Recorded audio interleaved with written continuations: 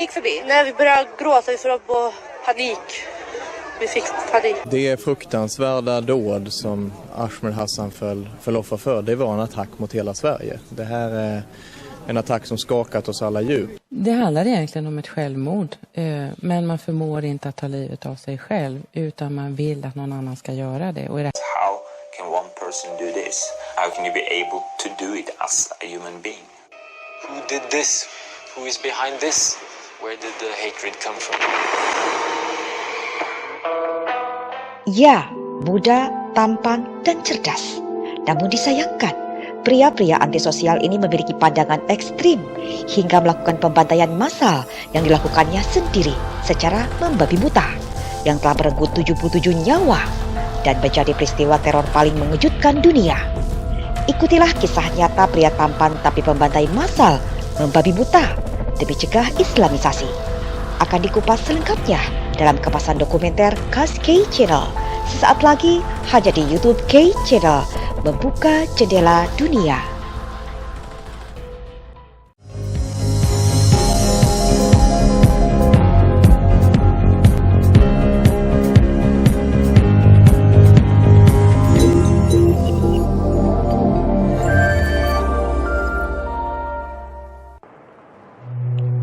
Hari Kamis pagi 22 Oktober 2015 di sebuah apartemen di daerah Starv, Trollhättan, Swedia. Seorang pemuda misterius tengah merias dirinya. Dia memakai make up seperti rocker punk, menyemprot rambutnya dengan glitter, berpakaian serba hitam, memakai sepatu boots warna hitam, menyembunyikan wajahnya dalam topeng plastik tokoh fiksi terkenal di Star Wars, Darth Vader, dilengkapi helm menyerupai yang digunakan oleh Nazi Jerman, sambil mendengarkan musik keras lagu Rob Zombie dari Dracula dengan volume maksimum di handphonenya.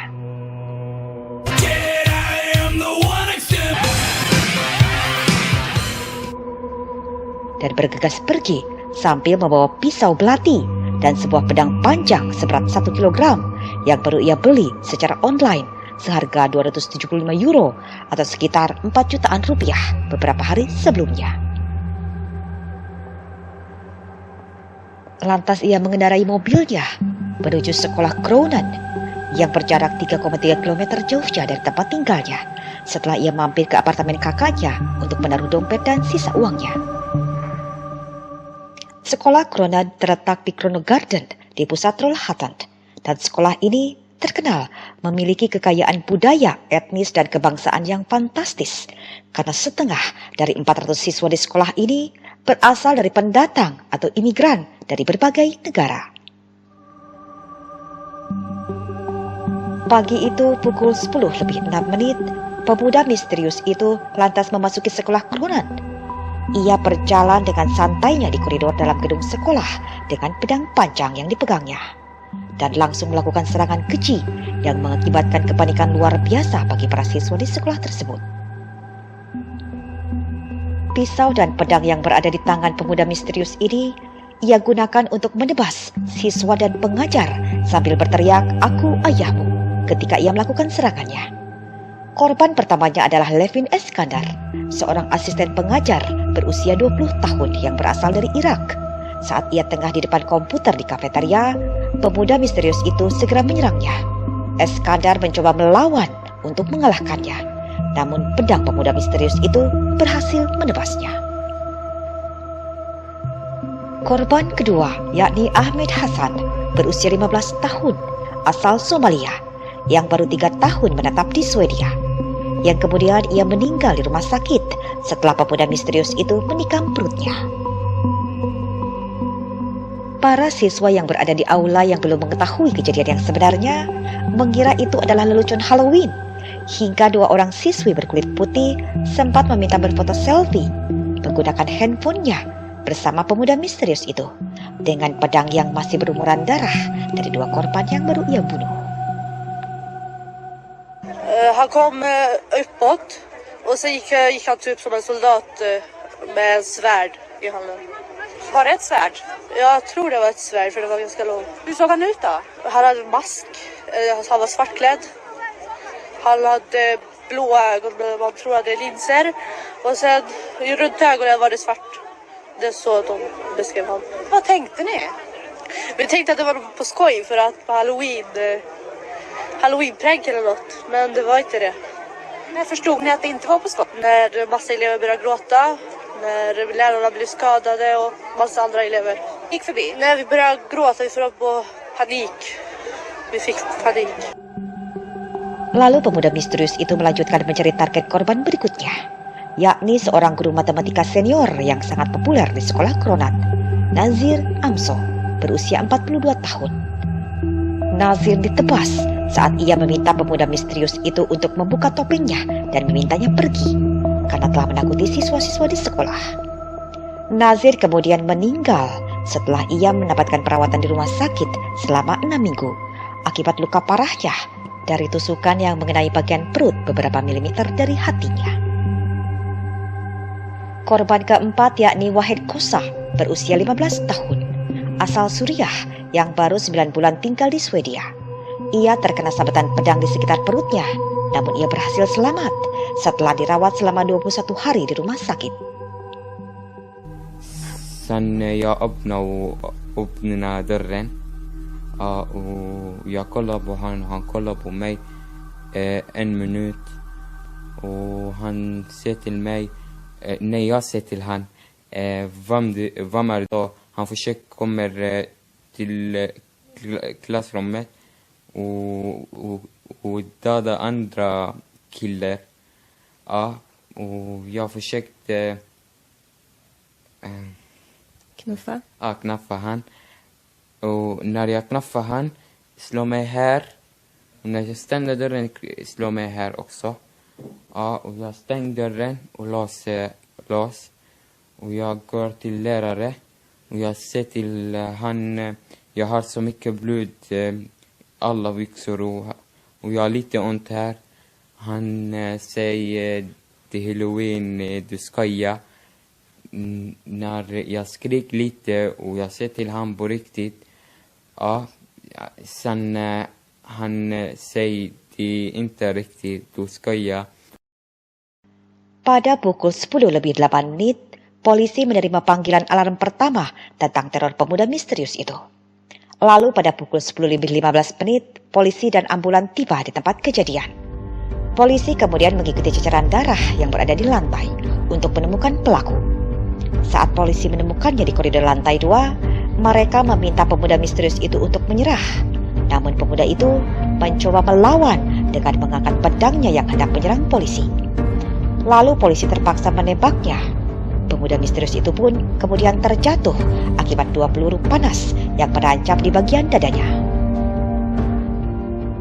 Han letar systematiskt vidare i skolbyggnaderna. Vi kan följa blodspår runt om i lokalerna. Och han går då till klassrum.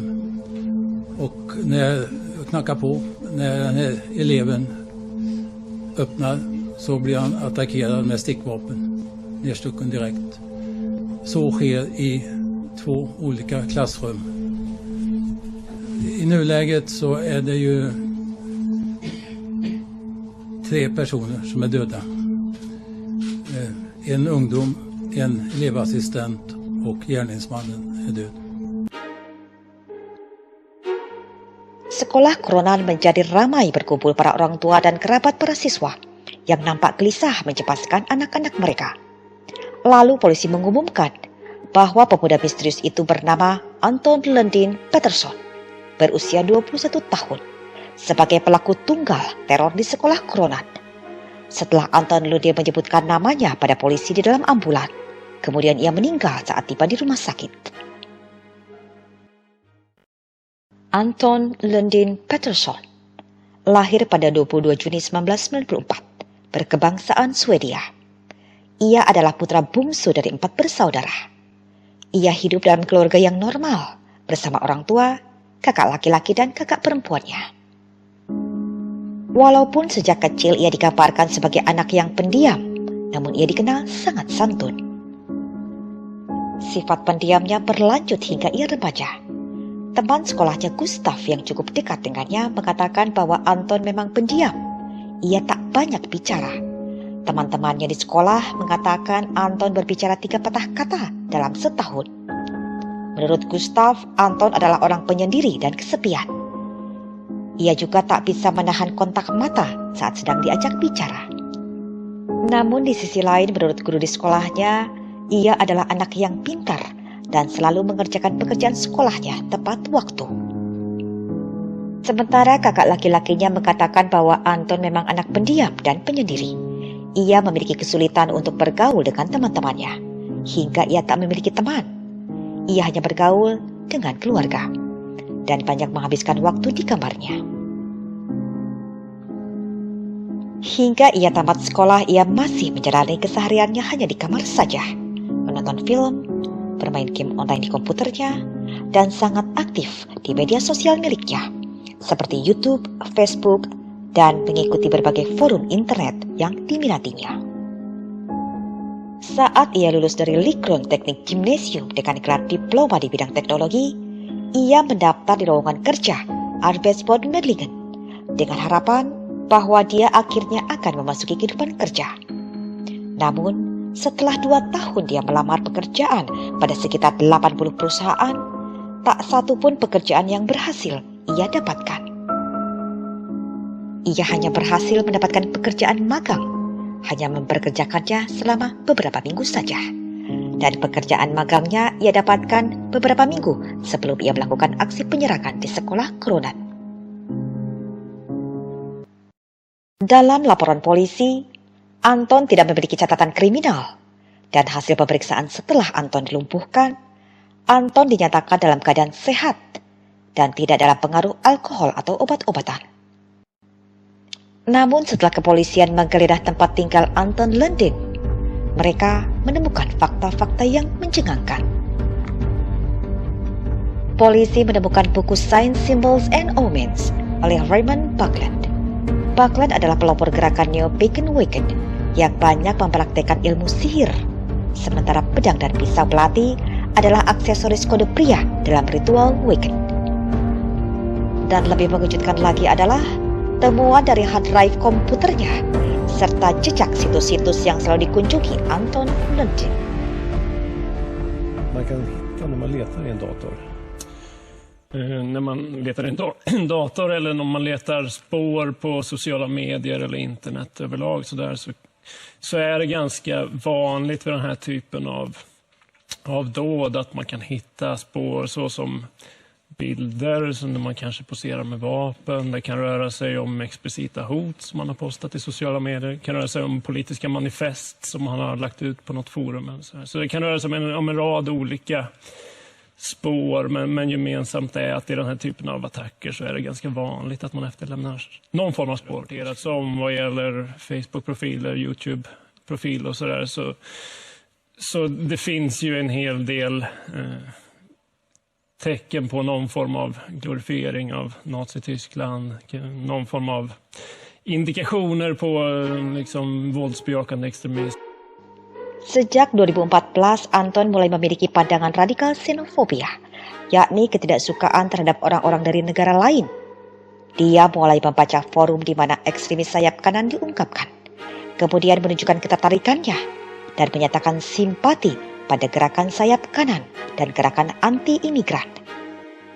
Dia menyaksikan dan mengunduh banyak video kekerasan ekstrim, kekejaman terhadap hewan, dan hal-hal tidak wajar lainnya yang dia unduh. Dalam aktivitas media sosialnya, ia telah menyukai beberapa video YouTube yang memuliakan Nazi Jerman dan mendengarkan pidato Adolf Hitler, juga potongan adegan militer Nazi pada masa Perang Dunia II. Anton juga telah bergabung dengan grup Facebook yang ingin menghentikan imigrasi ke Swedia dan telah mendukung petisi oleh Demokrat Swedia untuk memulai referendum tentang imigrasi. Sebagai catatan, Swedia adalah salah satu masyarakat yang paling terbuka dan ramah terhadap pengungsi dan pengungsi politik. Merujuk pada majalah pemantau ekstremisme kanan Expo Swedia, secara keseluruhan, video-video yang sering ditonton Anton berbicara mengenai proyek multikultural dari neraka. protes atas kontrol media Yahudi terhadap peradaban Barat, menggarisbawahi pentingnya ras dalam masyarakat. Sentimen terhadap homo dan anti-Islam. Dalam beberapa tahun terakhir, postingan video serangan yang diduga dilakukan oleh umat Islam dan meneriakan Allahu Akbar. Sering dijelaskan Anton bahwa itu memiliki masalah mental. Namun Anton sangat terkesan dengan taktik pejuang Islamic State atau ISIS. Seiring dengan bukti yang terkumpul, polisi mengatakan bahwa serangan yang dilakukan oleh Anton murni sebagai kejahatan rasial yang telah direncanakan. Di mana pada tahun 2015 menjelang aksi terornya, ia berada di puncak depresi dengan melakukan tes depresi di internet. Karena ia frustasi tak juga mendapatkan pekerjaan. Lalu ia memotong rambut panjangnya dan menjadi membenci diri sendiri. Merasa tak cocok lagi dengan dunia. Det verkar ju som att han har varit väldigt ensam, att han har avslutat sin skolgång och sen haft svårt att få jobb, lite sociala kontakter och att han till slut har kommit fram till att det här var ett bra beslut att avsluta sitt liv. Ia merasa kesal dan menyalahkan imigran sepenuhnya, hingga mendorongnya untuk melakukan penyerangan di sekolah Kronan yang telah ia ketahui bahwa sekolah itu dan Trollhättan memiliki populasi imigran terbanyak. Dan sesuai pantauan kamera CCTV, Anton berkeliling dalam gedung sekolahan untuk mencari target siswa imigran sebagai korbannya, serta membebaskan siswa-siswa berkulit putih yang ditemuinya. Menurut para ahli, aksi Anton merupakan aksi bunuh dirinya yang dilakukan oleh polisi, sesuai temuan jejak pencarian internet di komputernya, di mana ia telah melakukan pencarian tentang bunuh diri oleh polisi di Google, dan surat perpisahan atau semacam catatan bunuh diri yang ditemukan, lalu mengirimkannya pada seseorang yang telah dianggapnya sebagai teman, Dirk dari Belanda, di mana mereka berkenalan dan beberapa kali berkomunikasi melalui internet.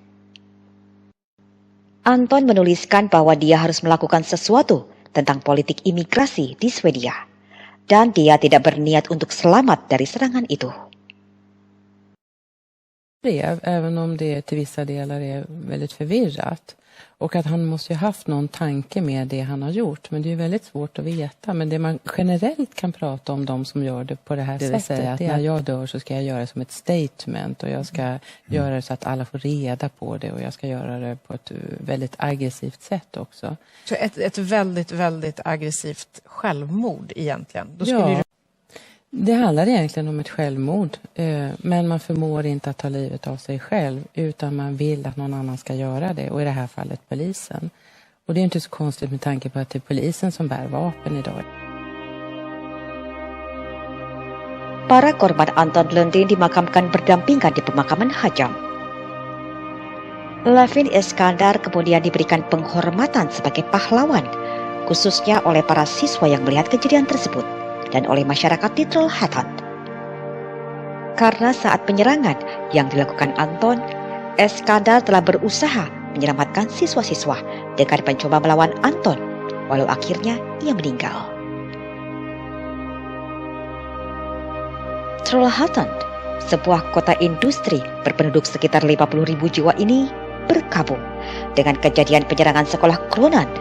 Banyak masyarakat yang menunjukkan rasa berkabungnya dengan menyalakan lilin dan memberi bunga untuk mengenang para korban, serta mengibarkan bendera setengah tiang.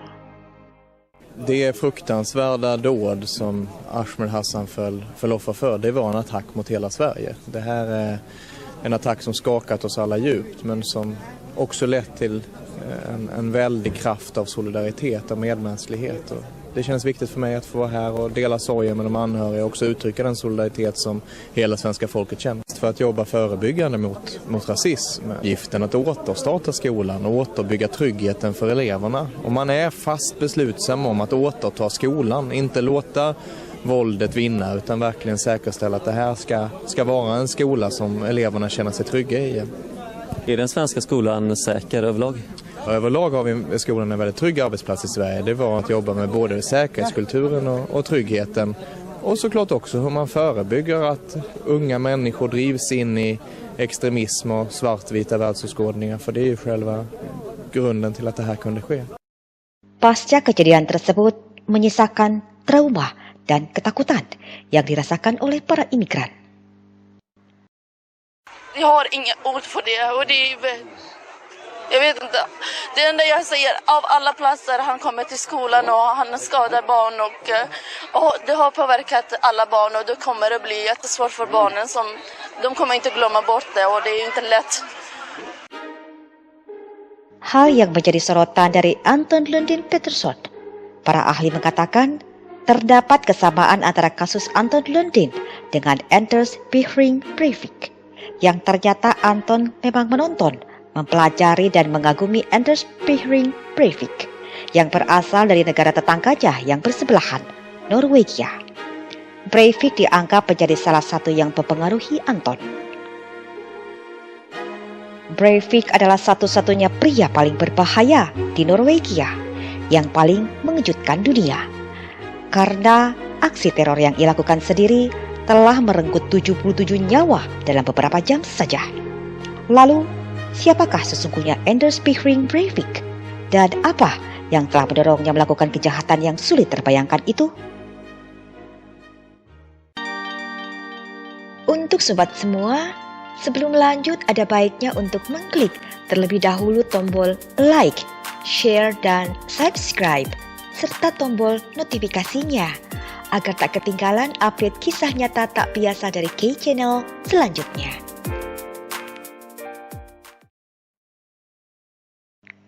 Anders Behring Breivik lahir pada 13 Februari 1979 di Oslo, Norwegia. Ia adalah putra dari sang ibu, Winch Behring, seorang perawat, dan ayahnya Jens David Breivik, seorang diplomat untuk kedutaan besar Norwegia di London dan kemudian di Paris. Breivik sesungguhnya anak yang tidak diinginkan ibunya, karena saat kehamilannya, sang jabang bayi sering menendang perut ibunya, hingga ia berpikir Breivik adalah anak yang jahat. Saat sang ibu ingin menggugurkannya, namun usia kandungannya tidak memungkinkan untuk melakukannya, hingga sang ibu akhirnya terpaksa mempertahankannya hingga Breivik lahir. Namun ibunya berhenti menyusui Breivik sejak dini, karena menurut ibunya, putranya telah menghisap kehidupan darinya. Saat Breivik berusia 1 tahun, orang tuanya bercerai. Lalu sang ibu membawa serta Breivik kembali tinggal di Oslo, Norwegia dari Inggris. Ketika Breivik berusia 4 tahun, terdapat 2 laporan yang menyatakan keprihatinannya tentang kesehatan mental Breivik. Psikolog menyebut Breivik memiliki senyuman yang aneh, senyuman tanpa emosional. Dalam arti secara terpaksa ia pura-pura tersenyum sebagai respon terhadap lingkungannya. Ia juga tak pernah menangis walaupun ia terluka. Pusat Psikiatri Anak dan Remaja Norwegia merasa khawatir pada perkembangan Breivik karena pelakuan sang ibu terhadapnya, yang bisa mempengaruhi perkembangan Breivik yang kemungkinan bisa tumbuh secara tidak normal. Lalu pada Februari 1983, Pusat Nasional Psikiatri Anak dan Remaja menyarankan agar Breivik segera dipindahkan dari ibunya secara paksa untuk dirawat di klinik dan tinggal di panti asuhan. Namun hal itu tidak dilakukan oleh layanan kesejahteraan anak. He was under observation by a child psychiatrist when he was at the age of 3 or 4 years old. And they all gave him a quite serious diagnosis that he was already different psychiatric setup than normal kids. At the age of 4, Breivik was assessed by psychologists because they became quite concerned about the home life his mother was bringing him up in. They thought that he'd been sexualized in some way and that his mother was projecting her own ideas onto him that weren't appropriate for a 4-year-old boy. Akhirnya sang ibu yang mengalami depresi paranoid agresif beserta putranya Breivik menjadi pasien rawat jalan di Pusat Nasional Psikiatri, dan itu pun hanya 1 bulan saja. I think Breivik's father is present mostly in the form of his absence. You know, he was not there for Breivik. He certainly didn't have much of a family to live with. I would say he was of a neurotic background. He was an individual who was prone to outbursts or dramatic scenes and shows of largesse. Masa remajanya saat ia bersekolah di Hartje-Nissens Upper Secondary School dan Oslo Grammar School, Breivik adalah siswa yang cerdas dan sering membantu teman-teman sekolahnya yang diintimidasi. Karena ia juga mengalami kesulitan bergaul dari sejak kecil, latar belakang keluarganya yang berbeda dengan anak-anak lainnya membuat Breivik tidak diterima di lingkungan pergaulan sebayanya, hingga ia banyak menghabiskan waktu luangnya untuk latihan beban. Ia sangat peduli dengan penampilannya dan ingin tampil dengan tubuh besar dan kuat, dan itu menjadikan fisik Breivik lebih kuat dari teman-teman seusianya. Breivik grew up in a very affluent part of town, but he had a single mother and an address which was not kind of on par with his classmates, and I think he felt rejected. Dan selama masa remajanya itu, ia masih rutin berkunjung ke Prancis untuk bertemu ayahnya. Namun kemudian kunjungannya dan komunikasi antara ayahnya dengan Breivik terputus setelah Breivik 2 kali ditangkap dan didenda karena menyemprotkan grafiti di dinding pada tahun 1995. Breivik memang memiliki kemampuan dalam seni grafiti, dan itu dijadikannya sebagai alat untuk mendapatkan pengakuan dari teman-temannya, dan khususnya teman-teman geng nasionalisnya saat ia bergabung. Namun kemudian ia memutuskan kontak setelah berselisih dengan salah satu anggotanya. He was definitely searching to get some recognition, to be someone. He worked very hard for recognition, but he ended up being rejected by these people. Breivik has certainly made reference to being isolated when he was younger and in his teens. Pada usia 20 tahun, ia bergabung dengan Partai Kemajuan Anti-Imigrasi dan menjadi ketua organisasi pemuda Partai Fes Oslo tingkat daerah. Dan saat itu, ia sering berdebat dan mengkritik ibunya yang memiliki pandangan berlawanan, di mana sang ibu sangat mendukung Partai Buruh. Pada tahun 2002, Breivik mulai merencanakan sebuah serangan yang menurutnya itu adalah tindakan politiknya. Namun tentunya membutuhkan biaya besar dalam mewujudkannya. Lalu ia mulai membentuk bisnis pemrograman komputernya sendiri saat ia bekerja di sebuah perusahaan layanan pelanggan. Dan ternyata perusahaan yang didirikannya mengalami kemajuan. Dalam 1 tahun, ia bisa memperkerjakan 6 karyawan dan telah menghasilkan 1,5 miliar rupiah di usia 24 tahun. Namun kemudian, ia kehilangan 3 miliar rupiah dan perusahaannya dinyatakan bangkrut akibat spekulasi saham. Tekadnya untuk melakukan serangan adalah hal yang serius baginya. Ia mulai bergabung dengan klub senjata pada tahun 2005. Namun ia telah meninggalkan Partai Kemajuan pada tahun 2006. Dan pada tahun 2009, ia mulai bangkit lagi mendirikan perusahaan pertanian bernama Breivik Geofarm yang membudidayakan sayuran, buah-buahan, dan umbi-umbian. Lalu pada awal Juli 2011, dia pindah ke daerah pedesaan terpencil di Emmet Inlandet, sekitar 140 km timur laut Oslo, yang memiliki tempat dan ruang yang sangat besar untuk melakukan apa yang akan dilakukannya di tempat ini. Ia mengumpulkan amunisi, dan perusahaan pertaniannya ini dijadikan kedok untuk mendapatkan pupuk buatan dan bahan-bahan kimia secara legal dengan jumlah yang sangat besar. Dan di tempat inilah ia mempersiapkan untuk pembuatan bahan peledak, yakni bom berkekuatan besar, dan mulai merencanakan aksinya. Norwegia, negara Skandinavia ini banyak dikagumi karena pemandangannya dan memiliki standar hidup yang tinggi. Norwegia merupakan salah satu negara dengan kasus pembunuhan terendah di dunia. Namun pada hari Jumat, 22 Juli 2011, saat musim panas itu, pandangan dunia terhadap negara ini menjadi berubah sebagai pembantai massal terburuk di dunia. Tepatnya pada pukul 3:26 sore hari, sebuah bom dengan kekuatan besar meledak di pusat Oslo, di daerah gedung perkantoran pusat pemerintahan Norwegia. Hingga suara ledakannya terdengar sejauh 80 km.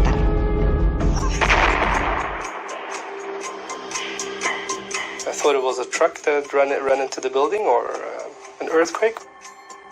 Everybody around me just froze, like they didn't know what to do.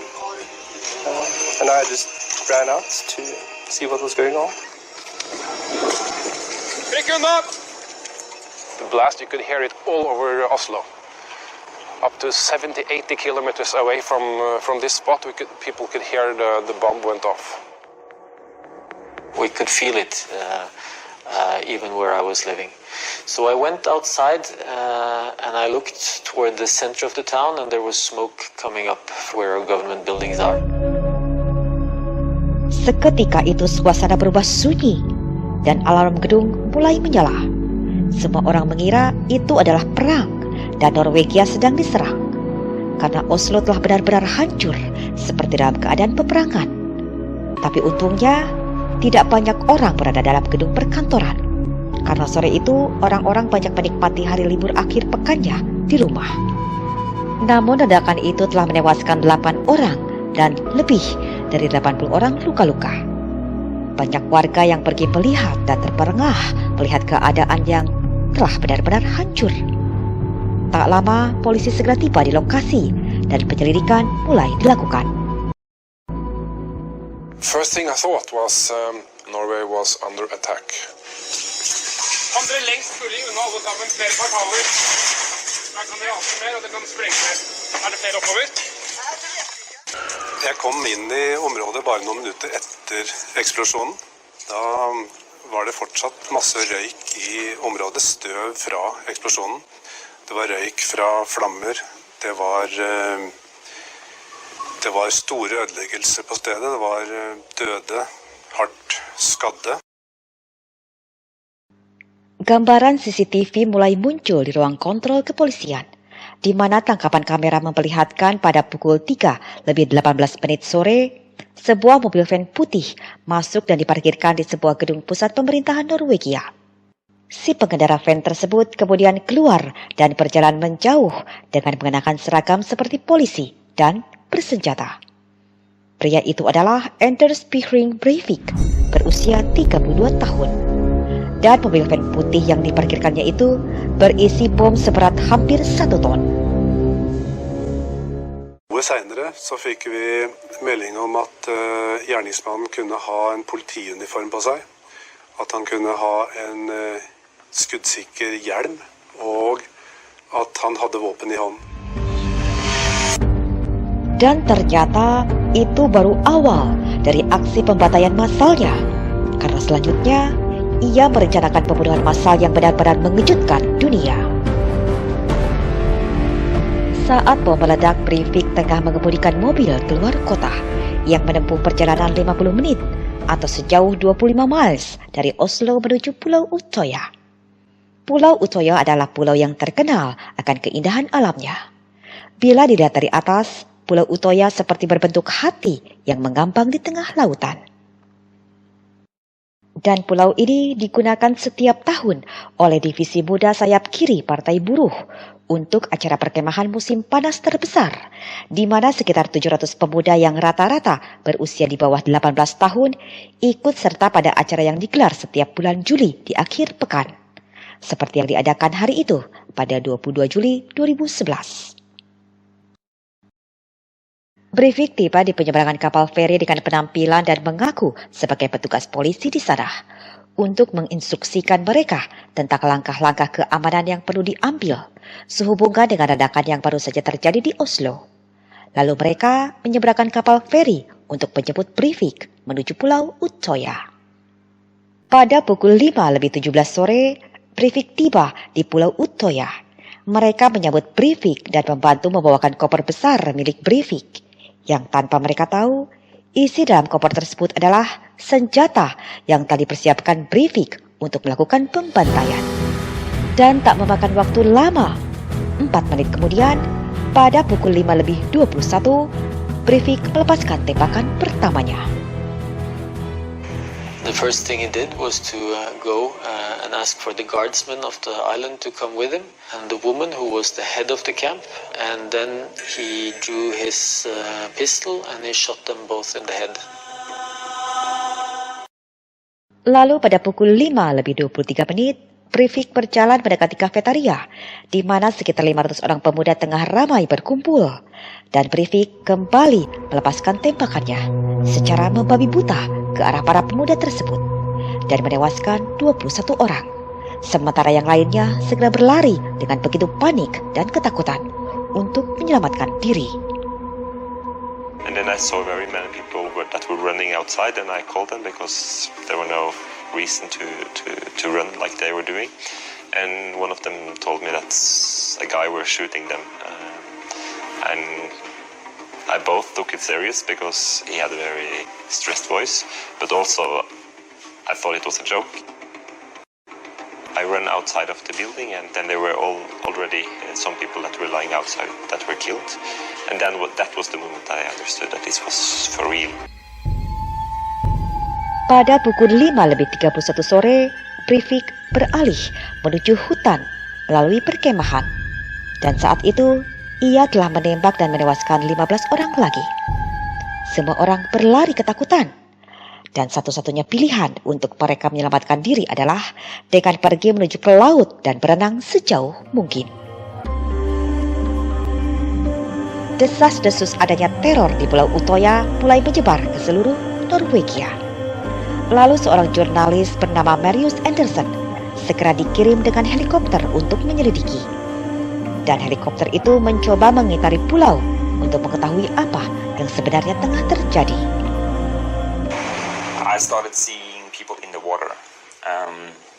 And the strange thing about your mind is that you don't expect people to be swimming away from an island like scared. This was a summer camp in my head, and my head told me, oh, they're taking a swim. And it takes like a second, and no, they're not swimming. They're not bathing. They're swimming away from the island. At that point, we had no idea if there was 15 people shooting, one person shooting. We didn't know that there was one guy dressed as a cop. But I remember I saw a big, tall character, which I then thought, okay, that might be police. Breivik mengikuti mereka menuju ke laut dan berteriak, "Aku akan membunuh kalian semua, dan kalian semua harus mati hari ini." Dan pada pukul 17:40, Breivik pun kembali melepaskan tembakan pada mereka yang tengah berenang, berusaha menyelamatkan diri. Dan tepat pukul 18:08, ia telah merenggut 49 nyawa. He started shooting into the water after the people that were swimming, and when you saw the columns of water that were rising from the bullets, you realized this is happening for real. And after he finished shooting, he turned around towards me and aims at me. I don't know why I screamed, but I did. But I screamed that, "No, don't shoot me." In the blink of an eye, he pulls down his rifle, turns around and walks away. I don't know why I'm alive. How can I be this lucky? After a week that he remembered why he spared me. And he said I looked like one of his, like a right-wing extremist. I didn't look like a Marxist. And he thought that I should stay alive. The really striking aspect about the massacre on Utøya is how calm Breivik was, how methodical he was, and how careful he was. The killer was crazed, deranged, and shooting victims at random. We certainly see time and time again in spree killers that they are focused and calm and very much in control of both their emotions and the situation. para penduduk setempat mulai turun tangan. Mereka membawa perahu untuk membantu menyelamatkan para pemuda yang tengah berada dalam air. Pada pukul 18:10, Breivik kembali mencari korban berikutnya yang bersembunyi di sebuah gubuk pompa di tepi laut. Dan sebanyak 14 orang tewas seketika oleh senjata yang ditembakkan Breivik. Setelah 1 jam lebih 9 menit Breivik menyebarkan terornya, lalu petugas kepolisian kontra terorisme Norwegia, unit Delta Force, tiba di Pulau Utoya. Dan dengan begitu mudahnya dan tanpa perlawanan, Breivik menyerah begitu saja. Predominantly spree killers either kill themselves or they are killed by law enforcement.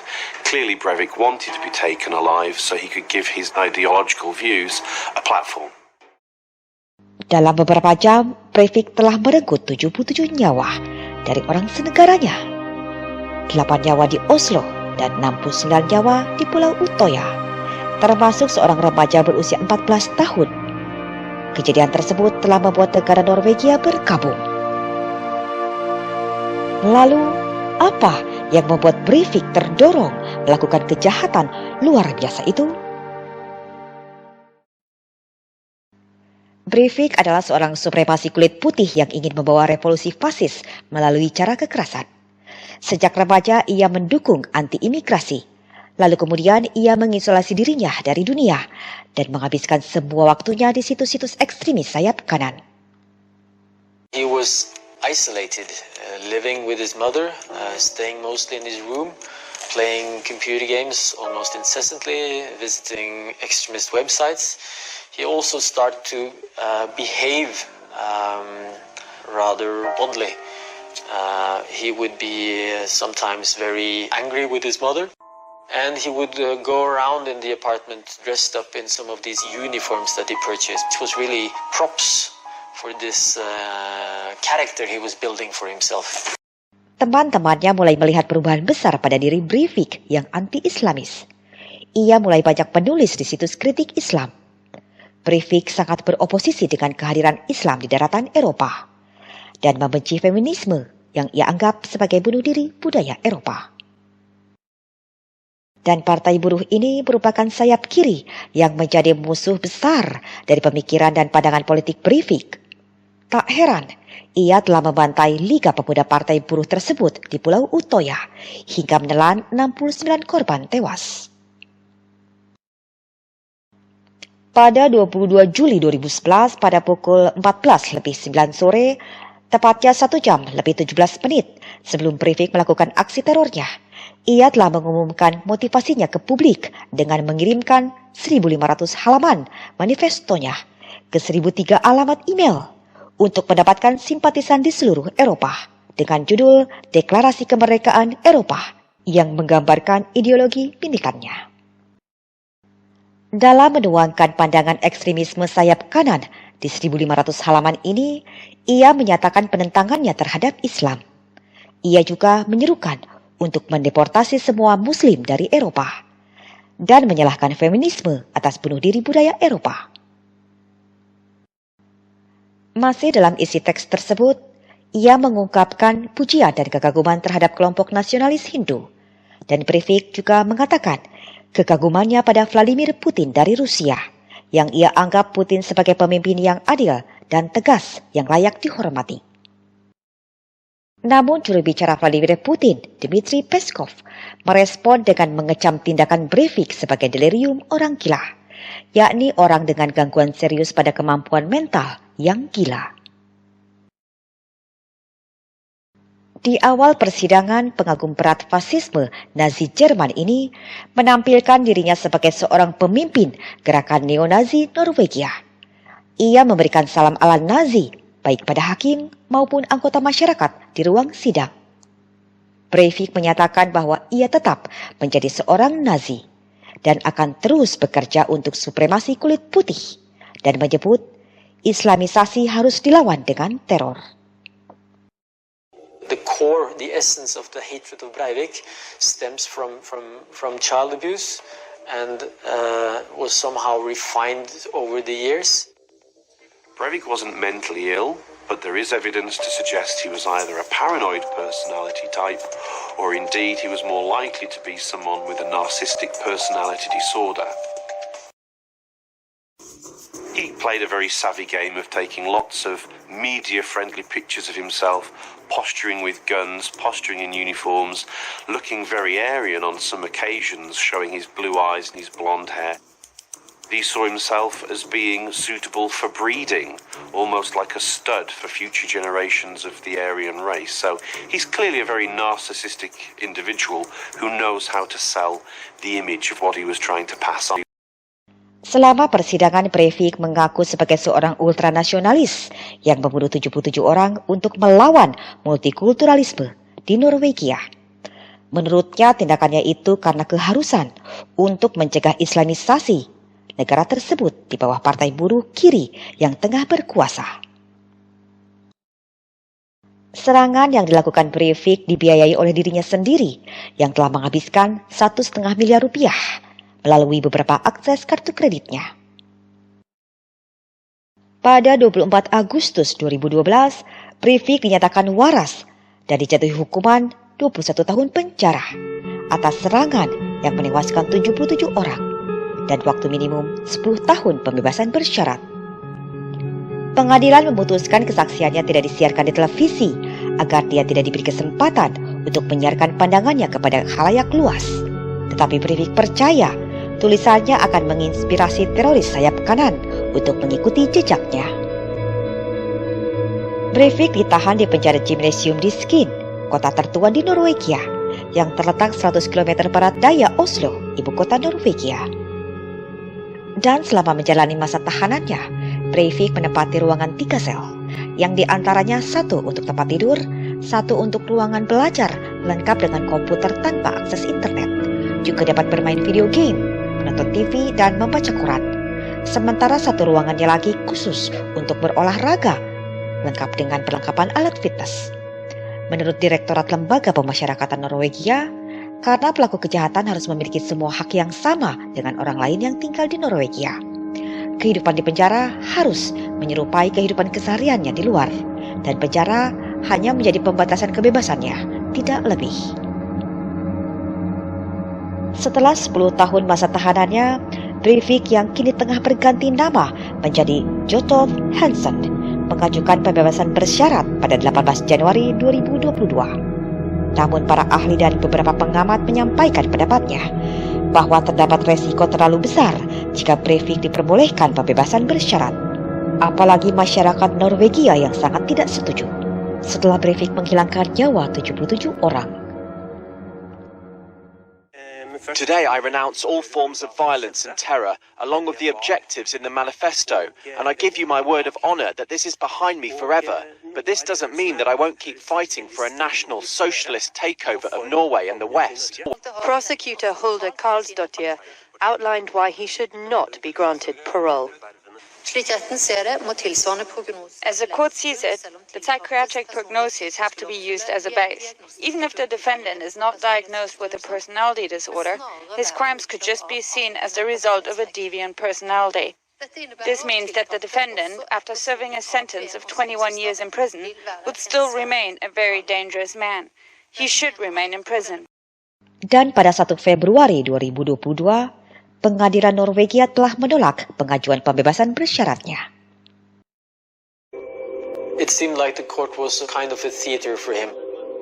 What the whole trial was about for him was to get recognition as a political terrorist, as an extremist, as a militant, and not to be somehow written off as crazy. And again, that is one of the legacies of Breivik's murders, is that he's been allowed to live and allowed to publicize his deranged beliefs.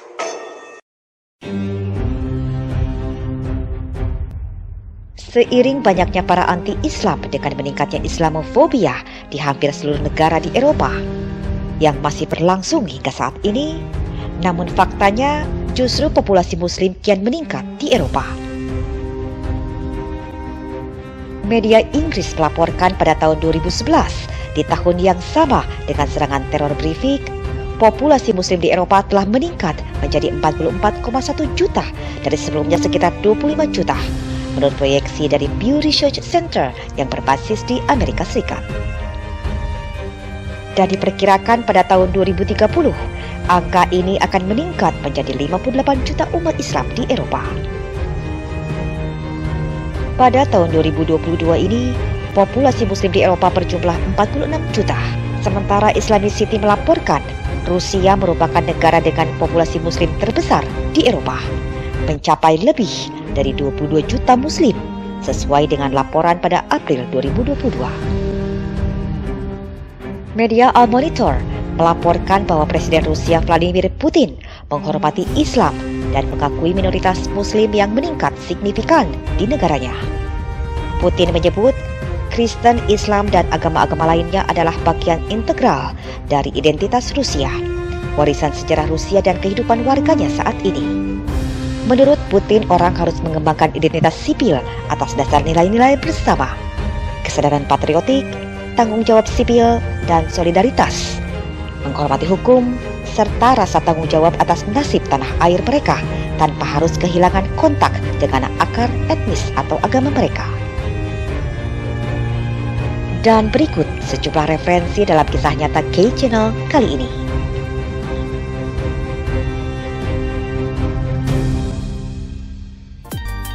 Bagaimana menurut Sobat K semua? Silahkan berbagi pendapatnya yang tentunya dengan sikap bijak dalam menerima berita dari berbagai media baik dari luar negeri maupun dalam negeri ke kolom komentar. Dan jangan lewatkan berita lainnya yang berbeda selanjutnya di K-Channel.